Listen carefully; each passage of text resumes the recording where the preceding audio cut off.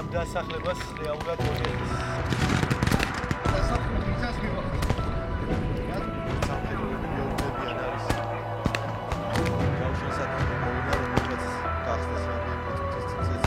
Ми продовжуємо виконувати наказ тримати оборону. Забираемся на крыши и даем команду. Слава Украине.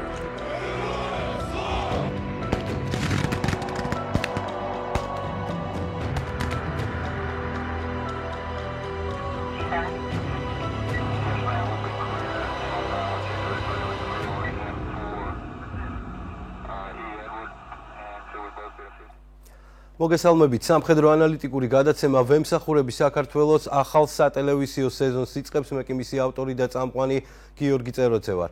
უკრაინაში მიმდინარე ომის პარალელურად რუსეთის ფედერაციამ რამდენიმე აგრესიული ქმედება განახორციელა ნატოს ქვეყნების მიმართულებით. კერძოდ, რუსული დრონები დაფიქსირდა პოლონეთის საჰაერო სივრცეში და მოგვიანებით რუსული გამანადგურებლები დაფიქსირდა ესტონეთის საჰაერო სივრცეში, რაც გულისხმობდა იმას, რომ დაირღვა ნატოს საჰაერო სივრცეც. ამასთან დაკავშირებით ესტონეთმა გაეროს უშიშროების საბჭო მოიწვია და ამ საკითხის განხილვას გეგმავს. დღეს ჩვენ სწორედ ამ საკითხებზე ვისაუბრებთ და ჩვენი სტუმარი იქნება თადარიგის პოლკოვნიკი ლაშა ბერიძე. მოგესალმებით ბატონო პოლკოვნიკო, მადლობა რომ ხართ დღეს ჩვენთან ერთად. მოგესალმებით ბატონო გიორგი, მივესალმებით თქვენ მაყურებელს. ბატონო პოლკოვნიკო, მოდით დავიწყოთ ბოლო ამბებით და ვთქვათ ის ფაქტი, აუხსნათ ის ფაქტი უпростоრად თუ რატომ შეიჭრა რუსული გამანადგურებლები ესტონეთის საჰაერო სივრცეში და რატომ მოახდინეს ასე ვთქვათ გაფრენა ტალინთან, რასაც წინ უძღოდა პოლონეთის ტერიტორიაზე რუსული დრონების ჩამოვარდნა. ეს ერთი და ორი დრონი რო იყოს პოლონეთის ტერიტორიაზე, სხვათა შორის რუმინეთის ტერიტორიაზე იყო, ვიტყოთ რომ შემთხვევითობაა, მაგრამ ეს შემთხვევითობა არ არის. აშკარა აქ რუსების ჩანაფიქრი არის აღმოსავლეთ ფლანგზე ნატოს ქვეყნების დაშინება და დაშინების ტაქტიკის გამოყენება. პოლონელებმა საკადრისად უპასუხეს, იგივეც შეიძლება აიხსნას ესტონეთის საჰაერო სივრცის დარღვევა. რუსებმა კარგად იციან, რომ პირველ მეორე შემთხვევაზე რაღაც ხისტი რეაგირება არ იქნება და ეროდებიან როგორ იქნება ნატოს რეაგირება. იქნება ეს, რაც მათ აზრს გაყოფს, თუ ის იქნება ეს, რაც მათ გააერთიანებს და ერთიან პასუხს გასცემენ რუსეთის ასეთ ქმედებას. მე ვფიქრობ, რომ დრონების ჩამოგდება უკვე ფაქტია და კიდევ უფრო მოემზადებიან პოლონეთი და სხვა ნატოს ქვეყნები რუსული დრონების მომავალი შეტევისთვის, რათა ისინი გააუგუნებელყონ და ამის ყველანაირი ტექნოლოგიური შესაძლებლობები გააჩნიათ. რაც შეეხება გამანადგურებლების მიერ საჰაერო სივრცის დარღვევას, ჩვენ უკვე უნდა დავაკვირდეთ, რომ უკვე ნატოს ქვეყნების მოწინავე აღმოსავლეთის ფარის ავიაციის ნაწილები ალბათ შესაბამის პასუხს გასცემენ რუსულ გამანადგურებლებს. ჩვენ ასევე ვნახეთ ქმედითი ნაბიჯები პოლონეთის მხრიდან და არა მარტო პოლონეთის მხრიდან. იქ მყოფმა ნიდერლანდების ავიაციამ იმუშავა სამიზნეებზე, გარდა ამისა გერმანიამ და ესპანეთმა განახორციელეს ძალების გადასროლა პოლონეთის მიმართულებით და ამას გეგმავს შეერთებული შტატებიც. ანუ პასუხი ამ აგრესიულ ქმედებაზე ნატოს წევრი ქვეყნებისა იყო 7 დინჯი, თუმცა ადეკვატური. რა შეიძლება მოყვეს ამ ყველაფერს და რეალურად ეს ყველაფერი ხომ არ არის რუსეთის ფედერაციის მიერ ერთგვარად ძალების მოსინჯვა, ნერვების ტესტი ნატოსთან მიმართებაში? არა, ეს რა თქმა უნდა რუსების სტრატეგიის ნაწილია, იმიტომ რომ ისინი ფიქრობენ, რომ ასეთი დაშინებით მოსახლეობას დააშინებენ გარკვეულწილად და თავს ხელს ააღებინებენ რაღაც უკრაინის ესე მედგარ ხარდაჭერას და ასე შემდეგ, მაგრამ მე ვფიქრობ, როგორც ბევრ რამეში შესწენ რუსები აქაც მცდარია, მათი გათვლები, იმიტომ რომ ნატოს ქვეყნებისგან მიიღებენ ძალიან ადეკვატურ ხის და პროფესიულ პასუხს, თუკი შემდეგში კიდევ დაირღვევა მათი საჰაერო სივრცე. ასე რომ ეს არის გაცვლა რა, ახორციელებენ წნეხს, ახორციელებენ პოლიტიკური პარტიების მოსყიდვას, რამენაირად რომ შიგნიდან გატეხონ კედელი, გარკვეული წარმატება ჰქონდათ რუსებს, უნდა აღვნიშნოთ ხო სლოვაკეთში, უნგრეთში, მაგრამ არ ვფიქრობ, რომ პოლონეთი, ესტონეთი ესეთი ქვეყნებია, რომლებსაც იოლად დააშინებენ. პირიქით მათი რეაგირება იქნება უფრო მყისიერი. და უფრო მეტ რუსეთი ბოლო-ბოლო, როდესაც დაიწყო უკრაინაში, უფრო მეტი ქვეყნები გახდნენ ნატოს წევრი, ფინეთი, შვედეთი, რომლებიც არასდროს ცივი ომის დროსაც კი არ მიმხრობიან ნატოს, არ დაჭირებიათ ეს და ჩვენ ვიხილავთ, რომ მეტ და მეტ ნატოს ძალების საშუალებებს აღმოსავლეთის ფლანგზე, რათა მოხდეს რუსეთის შეკავება, ამათ მიხედვით. უფრო მეტი საშუალებები იქნება გადასროლილი. რაც შეეხება უშუალოდ უკრაინაში მიმდინარე საბრძოლო მოქმედებებს, ჩვენ ვადევნებთ ბუნებრივია თვალყურს ამ პროცესებს. ჩვენი გადამღები ჯგუფი იმყოფებოდა უკრაინაში, სადაც მოვამზადეთ რამდენიმე მასალა, რომელსაც მოგვიანებით მივაწვდით მაყურებელს და მინდა გკითხოთ ამ მიმართულებით კონკრეტულად ფრონტის ხაზზე იმ მონაკვეთებზე, სადაც ყველაზე კრიტიკულია სიტუაცია, თქვენი ინფორმაციით რა მდგომარეობა, კონკრეტულად ამ შემთხვევაში ვგულისხმობ ლიმანის მიმართულებას და პაკროვსკის მიმართულებას, რომელიც ასე ვთქვათ, ერთგვარად გარდამავალ მონაკვეთებად იქცა ორივე არმიისთვის. ნამდვილად ეგრეა, გარდამავალი მონაკვეთია. ტაქტიკური ცვლილებაზე კომენტარის გაკეთება ძალიან მე ვფიქრობ არ იქნებოდა სწორი ჩემი მხრიდან, იმიტომ რომ ყოველდღიურად რაღაცა მცირე ცვლილებები არის და მე უბრალოდ ვფიქრობ, რომ სტრატეგიულად აქ ტაქტიკურ გარემოს უკვე მნიშვნელობა არ აქვს, იმიტომ რომ ერთი სოფელი აქეთ იქნება, ერთ სოფელს გაანთავისუფლებენ თუ დაკარგავენ. ამით დიდი ფონი არ იცვლება, ეს არის დიდი ფრონტალური ომი, მასიური ომი და გრძელი ომი, რაც თავარია. ამიტომ რა თქმა უნდა, არსეთი გოჯი მიწა არ უნდა იქნეს დათმობილი ბრძოლის გარეშე და სწორედ ამას აკეთებენ უკრაინელები. გარკვეულ ტერიტორიებზე რუსებს ჰქონდათ წარმატებები ამ რამდენიმე თვის წინ. ეხლა უკვე ჩვენ ვხედავთ უკრაინელები ეფექტურად ახორციელებენ გარკვეული ტერიტორიების უკან დაბრუნებას. მაგრამ ეხლა რა თქმა უნდა რუსეთის ძირითადი ფოკუსირება ხდება ეგრეთ წოდებულ დონბასის რეგიონზე, დონეცკის ოლქზე, განსაკუთრებით და ლუგანსკის ოლქზე, რათა მოახდინოს მისი დარჩენილი ტერიტორიების ოკუპაცია. აქ არის ძირითადი მიმართულება და ქალაქ დნიპროზე გასასვლელს ეძებს რუსეთი, რათა ის საყრდენი ფორტპოსტები, რაც გააჩნია უკრაინას, ახლა ძლიერი წერტილები რამენერად ჩაახშოს. ტაქტიკა არ შეცვლია რუსების, ჩვეულებრივად ხალხის მიწყვეტით, მასიური დაბომბებით და ხალხის საკუთარი მოსახლეობის ჯარის მიწყვეტით ახერხებს გარკვეულ წინსვლას, მაგრამ იგივე მეთოდით მას უწევს უკან დახევას მთელ რიგ მონაკვეთებზე. ამიტომ მე ვფიქრობ, რომ ეს გრძელი ომია, დიდხანს გაგრძელდება და ჩვენ ვხედავთ უკვე რამდენიმე თვე არა, წელიწადზე მეტია, რამე მნიშვნელოვანი წარმატება ბრძოლის ველზე არ ქონიათ რუსებს და არ ქონიათ უკრაინელებსაც, უნდა აღინიშნოს ბრძოლის ველზე ფრონტის ხაზი მნიშვნელოვნად არ შეცვლია და ალბათ კიდე კარგახანს არ შეიძლება. თუმცა იგივე პაკროვსკის მიმართულებაზე ჩვენ ნახეთ რუსეთის არმიის საწყის ეტაპზე საკმაოდ სწრაფი და წარმატებული წინსვლას, როცა ისინი ფაქტიურად სოლისებურად მივიდნენ თითქმის ქალაქთან, რის შემდეგაც მოხდა მათი მოჭრა ფლანგებიდან კონკრეტულად ბატალიონ აზოვის მიერ და ასე ვთქვათ ორი დიდი დაჯგუფების ალყაში მოყოლა. თუ დავაკვირდებით ჩვენ ამ პროცესებს და ფოტო-ვიდეო მასალას ამ მიმართულებიდან, რუსული ქვედანაყოფები უტევენ ძირითადად ფეხით. ჯავშან ტექნიკის ნაკლებობა იგრძნობა ამ მიმართულებით. რას ნიშნავს ეს ყველაფერი და რამდენად არის ლოგიკური და შესაძლებელი ამხელა დაჯგუფება ძლიერი საცეცხლე მხარდაჭერის გარეშე გაუშვა კონკრეტული მიმართულებით და მოახდინო ფეხით და მოტოციკლეტებით შეტევა. ამას ვეძახი მე სწორედ მიწყვეტას ახლა კლასიკური რუსული ტაქტიკით და როდესაც ძირითადი ბრძოლები ჩვენ ხო ვაკვირდებით ხორციელდება დასახლებულ პუნქტებთან, დასახლებულ პუნქტში ამ პუნქტის გარშემო რა, სადაც ურბანული ტერიტორია, ურბანული სახის ბრძოლებია, ხო?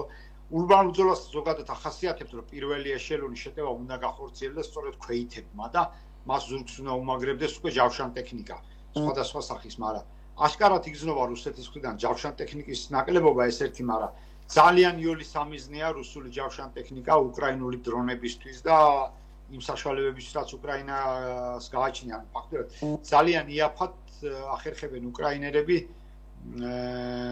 ამ რუსული ჯავშან ტექნიკის განადგურებას, ამითაც აღინიშნება, რომ უკვე რუსები ვეღარ რისკავენ მათ წინახალზე და იმ ჯარისკაცებსაც, რომლებმაც იციან, თუ როგორ ფატალურად თავდება ჯავშან ტექნიკით მათი შეტევა, რამდენად უსუსურები და დაუცველები არიან, ურჩევნიათ ეს ალბათ ფეხით განახორციელონ, ამით თუ აიხსნება ეს ყველაფერი, ქვეითად ამიტომ ხორციელდება მათი შეტევები. თქვენ ახსენეთ დრონები, ბატონო პოლკოვნიკო და აუცილებლად მინდა გკითხოთ ამ ომის ტექნოლოგიურ ცვლილებაზე. ჩვენ ვხედავთ როგორც ტაქტიკური დონის დრონებს, ასევე ოპერატიული და სტრატეგიული სამიზნეების მიმართულებით მუშაობენ დღეს უკვე დრონები. და ბოლო პერიოდში გახშირდა უკრაინული მხარის თავდასხმა რუსეთის ნავთობ გადამამუშავებელ ქარხნებზე და პერიოდულად იქმნება რეგიონებში, მთელ რიგ რეგიონებში რუსეთის ფედერაციის დეფიციტის აწვავზე. რას გულისხმობს თქვენი აზრით ეს სტრატეგია და ზოგადად რამდენად არის შესაძლებელი რომ სწორედ ამ მიმართულებით შეუქმნას ოფიციალურმა კიევმა მოსკოვს უდიდესი პრობლემები? ჩვენ უკვე ვნახეთ, რომ უკრაინას აქვს შესაძლებლობები სიღრმეში რუსეთს დაარტყას, ეს ორი მეთოდია, რა თქმა უნდა, მათ გარკვეული დრონები ყავთ, რომელსაც დიდ დისტანციაზე შეუძლიათ, მაგრამ აქ მაინც უნდა აღინიშნოს უკრაინის სადაზვერო სამსახურების ძალიან მიწევნით კარგად მუშაობა. ასევე უნდა გამოვყო რუსეთის შიგნით ესე ხელის გულზე არ ჩანს, მაგრამ ანალიზის შედეგად ფაქტურად ჩანს, რომ ალბათ გარკვეული ჯგუფები არიან რუსეთის შიგნით, რომლებიც წინააღმდეგობას უწევენ პუტინის რეჟიმს და ეხმარებიან უკრაინის სადაზვერო სამსახურებს, იმიტომ რომ მთელი რიგი ოპერაციები და თავდასხმები რაც გახორციელდა, მე მაგალითად ოპერაცია პაუტინამდე თავს ვიკავებდი ამის თქმისგან, იმიტომ რომ მაინც არ მინდოდა რომ ჩემი მხრიდან რაღაც გავრცელებულიყო, თუმცა ჩემი პირადი ანალიზი იყო, მაგრამ აშკარაა, რომ დრონების დიდი ნაწილი რუსეთის ტერიტორიის შიგნიდანვე ფრინდება და შიგნიდანვე მიაქვთ იერიში, ამიტომ მე ვფიქრობ, რომ დრონების ომმა როგორც სააეროს დიდი მნიშვნელობა აქვს, მაგრამ ჩვენ საზღვაო დრონებიც ვნახეთ და სახმელეთო დრონების აქტიურად არიან უკვე ბრძოლაში ჩართული. და ფუნდამენტურად შეცვალეს ეს ალბათ უკვე მეხუთე თაობის ომია, თანამედროვე ომის სახეობა, იმიტომ რომ ძალიან დიდი როლი გადავიდა დრონებზე და ასიმეტრიული მეთოდებით დრონების გამოყენება ძალიან დიდ უპირატესობას აძლევს უკრაინას და სწორედ ტექნოლოგიურმა უპირატესობამ, უკრაინის ტექნოლოგიური უპირატესობა ის არის მნიშვნელოვანი, რაც აბალანსებს უკრაინის სიმცირეს როგორც რაოდენობაში, ასე შეიარაღებაში და ტექნიკაში. სწორედ ტექნოლოგიური უპირატესობის ხარჯზე ახერხებენ უკრაინელები ამის დაბალანსებას. თუმცა ამ ტექნოლოგიურ სიახლეებს, იგივე დრონების აწყობას და ასე შემდეგ ჭირდება ასობით კომპონენტი, სხვადასხვა კომპონენტი, რომლის მოპოვებაც უკრაინას უწევს მთელი მსოფლიოს მასშტაბით, მათ შორის მესამე ქვეყნების დახმარებით ჩინეთიდანაც ყიდულობენ რიგ პროდუქციას. რამდენად მნიშვნელოვანია ამ მიმართულებით დასავლური დახმარება და რეალურად რამდენად არის შესაძლებელი რომ მძიმე ომის პირობებში განავითაროს სამხედრო ინდუსტრია და ეს ყველაფერი ფაქტიურად გატესტო ბრძოლის ველზე? არა, დასავლური დახმარებამ რა თქმა უნდა უმნიშვნელოვანეს როლს თამაშობს, განსაკუთრებით საჰაერო და სარაკეტო თავდაცვის საშუალებები, გარკვეული სტრატეგიული სადაზვერო ინფორმაციის მოპოვება, მაგრამ მინდა თამამად გითხრათ, რომ ეს დრონების წარმოება, იაფფასიანი დრონების წარმოება მთლიანად უკრაინელებმა მოახერხეს თავისი მრეწველობის ამოქმედება. მე პირადად მაქვს ჩემი თვალით ნანახი, თქვენს გექნებათ ნანახი იქ რომ იმყოფებოდით, რამდენად ძალიან იაფად, ძალიან ისეთი ჩვეულებრივი მასალებით, ყოველდღიური მასალებით ახერხებენ უკრაინელები ძალიან მომაკვდინებელი დრონების დამზადებას. ფაქტურად ავტოპილოტი, ძრავი და დანარჩენი არის კარდონი და რაღაცა ყოველდღიურ ცხოვრებაში გამოყენებული მასალები, რასაც ჩვენ ყველანი ვიყენებთ. ამიტომ ძალიან ეფექტურები და ძალიან კრეატიულები არიან უკრაინელი ინჟინრები, ვინც ამას ამზადებენ და მე მინდა გითხრათ, რომ ამის დამზადება ხდება ლამის ფრონტის ხაზზე, იქვე ახლოს, კიევში, ლვოვში, ყველა ქალაქში და ძალიან ბევრი ინჟინერია, ძალიან ბევრი საწარმოც არ ქვია ამას, რა რაღაც გარაჟების დონეა, მაგრამ ძალიან კარგ და მაღალ იაფიან და მაღალხარისხიან დრონებს ამზადებენ მასიურად უკრაინელები. ამიტომ ეს არის წარმატების გარანტია, იმიტომ რომ სამხედრო მრეწველობა დიახ ამოქმედდა, მაგრამ სამხედრო მრეწველობის ამოქმედებამდე აი ესეთი როგორ დავარქვა რა, თვითნასწავლი ინჟინრები, თვითნასწავლი მოყვარულები, ხალხი ვინც ენთუზიასტები იყვნენ ამ სფეროსი, მათ ძალიან დიდი წვლილი გაიღეს ამ ომში და უკრაინული დრონების წარმოებაში. კიდევ ერთი სფერო და სეგმენტი, რომელიც დრონების განვითარების პარალელურად განვითარდა, არის რადიოელექტრონული ბრძოლის საშუალებები და სისტემები. ზოგადად რებს რა მნიშვნელობა და ფუნქცია აქვს ასიმეტრიულ ომებში და ამ მიმართულებით როგორია დღეს პროგრესი? ხო, კიდე გითხარით, დრონებმა მთლიანად შეცვალა, რატო? ამ თანამედროვე დრონებს განსაკუთრებით იაფასიან პატარა დრონებს თანამედროვე რადარები, რომლებიც ძირითადად ავიაციაზე და საჰაერო საშუალებებზე იყო გათვლილი, ფაქტურად ვერ ხედავს, ვერ იჭერს, ამიტომ საჭირო გახდა ახალი ტიპის და ახალი თაობის რადარების წარმოება, ეგრეთ წოდებული 3D რადარები, რომლებსაც სამგანზომილებაში შეუძლიათ ბიზნეს დანახვა, ანუ ფაქტურად დრონების აღმოსაჩენად და მათთან საბრძოლველად სრულიად ახალი ინფრასტრუქტურაა საჭირო და ის ინფრასტრუქტურა, რაც ქვეყნებს ჰქონდათ საჰაერო თავდაცვისთვის, ამ საჰაერო მიზნების აღმოჩენისთვის, მთლიანად უზრულია თანამედროვე დრონების აღმოჩენისთვის და ახალი ინფრასტრუქტურის შექმნა გახდა მთლიანად საჭირო, როგორც რადიოელექტრონული ბრძოლის, ისევე აღმოჩენის. რა არის ახლა დრონებთან ბრძოლა, ხო? პირველი ეტაპი არის აღმოჩენა, რაც ყველაზე რთულია და შემდეგ უკვე სხვადასხვა საშუალებებით მათი ჩახშობა და განადგურება, ხო? ამიტომ, როდესაც ჩვენ რადიოელექტრონულ ბრძოლაზე ვსაუბრობთ, ეს კომპლექსური ღონისძიებებია რა. ხო და ყველაზე რთული ელემენტი იყო აღმოჩენა, უკრაინელები აქ ძალიან წინ არიან წასული აღმოჩენის კუთხით და ეხლა უკვე გადაჭერის კუთხით და ახალი დრონების ახალი თაობა გამოგადაუშვეს, ეგრეთ წოდებული გადამჭერი დრონები, როდესაც მოწინააღმდეგის საჰაერო დრონებს ან რაკეტებს ან საჰაერო საშუალებებს უპირისპირდება არა სასიცხლე საშუალება, არა ელექტრონის საშუალება, არამედ უკრაინისვე იაფასიანი დრონი, რომელიც მათ აგდებს რა. რაღაც ფანტასტიკური კინოა უკვე რა, მოკლედ რო ვთქვათ. კი, აი ახლაც კადრში ჩანს თუ როგორ ესვრის რუსი სამხედრო უკრაინულ FPV დრონს, რომელიც საერთო ჯამში ალბათ $500-ზე მეტი არ ჯდება, თუმცა მნიშვნელოვან ზიანს აყენებს როგორც ცოცხალ ძალას, ასევე ჯავშან ტექნიკას. კიდევ ერთი საკითხი, რომელზეც მინდა გკითხოთ, არის სკეპტიკოსების მიერ გავრცელებული ინფორმაცია იმის შესახებ, რომ კარიბის ყურეში მიმდინარე პროცესების პარალელურად არის რისკები იმისა, რომ შეერთებულმა შტატებმა შესაძლოა შეამციროს დახმარება უკრაინის მიმართულებით. რამდენად არსებობს ამის რისკები, რამდენად არსებობს ახალი გამოწვევები თუნდაც სამხრეთ ამერიკის ტერიტორიაზე, ან თუნდაც აზიის რეგიონში. დღეს ჩვენ ვნახეთ ამერიკის პრეზიდენტის განცხადება ბაგრამის ავიაბაზის შესახებ და ვნახებთ ასევე თალიბების პასუხი, რომლებმაც უპასუხეს დონალდ ტრამპს, რომ ისინი 20 წლის განმავლობაში იბრძოდნენ და კიდევ შეუძლიათ რომ 20 წელი იბრძოლონ. ხო. რა გითხრათ, ჩვენ ომის პირველი დღიდან იყო ჩავარდნები ამერიკის დახმარებაში, როგორც ბაიდენის ადმინისტრაციის პირობებში, ასევე ტრამპის ადმინისტრაციის პირობებში, მაგრამ მთლიანობაში აქ სტრატეგიული მიზანი არის, რომ უკრაინის ომი ეხება ევროპულ უსაფრთხოებას და ამერიკის შეერთებულ შტატებს არაფრით არ შეუძლია ევროპული უსაფრთხოებიდან უკან დახევა, ეს იქნება უდიდესი გეოპოლიტიკური მარცხი ამერიკის შეერთებულ შტატებისთვის, თუ კი ისინი ევროპულ უსაფრთხოებას დატოვებენ მარტო. ამიტომ, რა თქმა უნდა, გარკვეული რევერანსები და გარკვეული ნიუანსები და სიტყვების რიტორიკა იქნება, მაგრამ ამერიკის შეერთებული შტატები უკრაინა იქნება ყოველთვის პრიორიტეტული ომი და პრიორიტეტული მხარდაჭერის საკითხი. განსაკუთრებით თუ გავითვალისწინებთ იმას, რომ ფინანსური ზეწოლა ამერიკაზე არც ყოფილა და ახლა განსაკუთრებით ევროპული მოკავშირეები იღებენ მნიშვნელოვან ფინანსურ პასუხისმგებლობას უკრაინის მხარდაჭერაზე.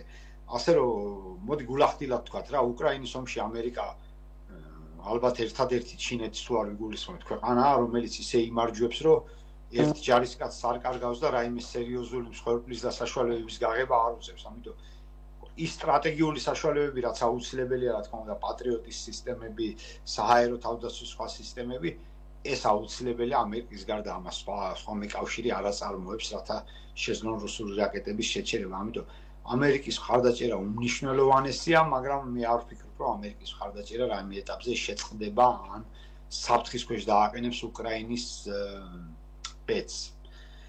ხოლო რაც შეეხება კარიბის ზღვაში და სხვაგან განვითარებულ მოვლენებს, კი იყო, მაგალითად ჩვენ ნახეთ ისრაელ-ჰამასის ომი, იყო საფრთხე რომ გადასულიყო გარკვეულწილად, რა თქმა უნდა, ჭურვების მოთხოვნა სხვაგან რო იზრდება, დეფიციტი ამ უკრაინის ფრონტზე იქნება, მაგრამ უკრაინამ ძალიან რთულ სიტუაციებს გაუძლო საბრძოლო მასალების ნაკლებობის ხრივ და ასე შემდეგ. ამიტომ ამის საფრთხე დღეს აღარ არსებობს, რომ უკრაინა ვერ გაუძლებს რაღაც ამა თუ შეერაგების ნაკლებობა იქნება. Რა თქმა უნდა, სასურველია რომ მეტი იყოს, მაგრამ არ არის რეალურად.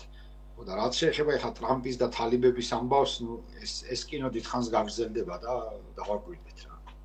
და კიდევ ერთი კითხვა, ამჯერად უშუალოდ ბელარუსში მიმდინარე სწავლებაზე მინდა დაგისვათ, ჩვენ ხედავთ რომ იქ არა მხოლოდ რუსული და ბელარუსული არმია, არამედ აზიური ქვეყნების არმიების წარმომადგენლებიც არიან, ეგრეთ წოდებული ODKB-ის ქვეყნების წარმომადგენლები და ამ ყველაფრის ფონზე, ამ მიმდინარე სწავლების ფონზე ანალიტიკოსებში და მსგავს წრეებში, აკადემიურ წრეებში, მათ შორის გაჩნდა ასეთი შეკითხვა, ხომ არ გაბედავს რუსეთის ფედერაცია ეს ყველაფერი გამოიყენოს შესანიღბად და ხელმეორედ შეუტიოს უკრაინას ჩრდილოეთის მიმართულებიდან, გულისხმობ ჩერნიგოვი კიევის მიმართულებას.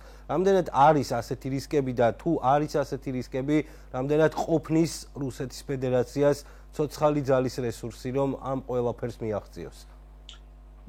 ამის რისკი ყოველთვის არსებობს, რა თქმა უნდა და ამ მიმართულებას აკვირდებიან, მაგრამ დღეს უკრაინა გაცილებით მომზადებულია, ვიდრე თუნდაც 2022 წელს იყო ამ მიმართულებაზე განსაკუთრებით.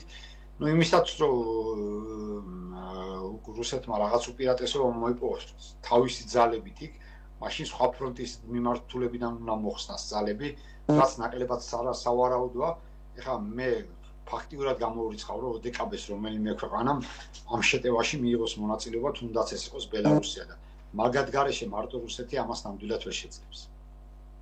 დიდი მადლობა ბატონო პოლკოვნიკო, ჩვენი სტუმარი იყო თადარიგის პოლკოვნიკი ლაშა აბერიძე და გადაცემის ბოლოს ტრადიციულად გაგაცნობთ ინფორმაციას, უკრაინის გენშტაბის მიერ გავრცელებულ ინფორმაციას რუსული მხარის დანაკარგების შესახებ, მას შორს უკრაინის გენშტაბის ინფორმაციით რუსეთ-უკრაინის ომში განადგურებულია 3969 ერთეული სპეციალური ტექნიკა, 422 ერთეული მოიერიშე ავიაცია, 341 ერთეული ვერტმფრენი, 11193 ერთეული ტანკი, 32952 ერთეული საარტილერიო დანადგარი, ქვეითთა საბრძოლო მანქანები, 23281 ერთეული ზალპური ცეცხლის რეაქტიული სისტემა, 1492 ერთეული, 29 მცურავი საშუალება, მათ შორის ერთი წყალქვეშა ნავი, 62245 ერთეული სპეციალური მანქანა, 61588 ერთეული უპილოტო საფრენი აპარატი,